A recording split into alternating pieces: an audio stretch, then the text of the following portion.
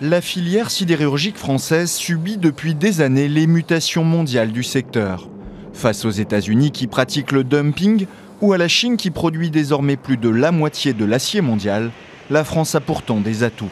La mission d'information sur cette filière stratégique pour toute l'industrie préconise dans son rapport de beaucoup mieux accompagner les acteurs du secteur pour ne pas sombrer d'ici quelques années.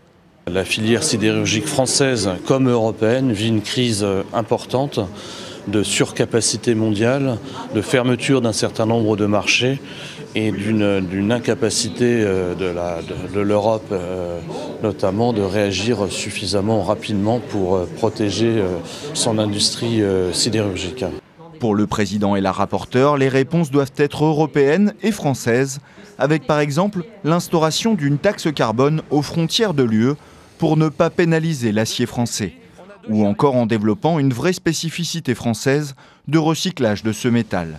Et pour les sénateurs, l'État ne doit pas intervenir seulement quand les choses vont mal, comme sur le dossier Ascoval, mais développer une vraie stratégie sidérurgique française. Il faut changer de braquet, il faut prendre toute la dimension du besoin de nos industries, de la sidérurgie.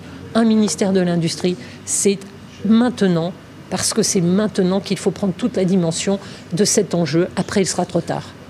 Car si la filière pâtit d'une mauvaise image, due aux fermetures par exemple des hauts fourneaux de Florange ou des difficultés d'Ascoval, elle emploie encore 38 000 personnes en France et peine à trouver des profils alors qu'elle prévoit 5 600 recrutements d'ici 2025.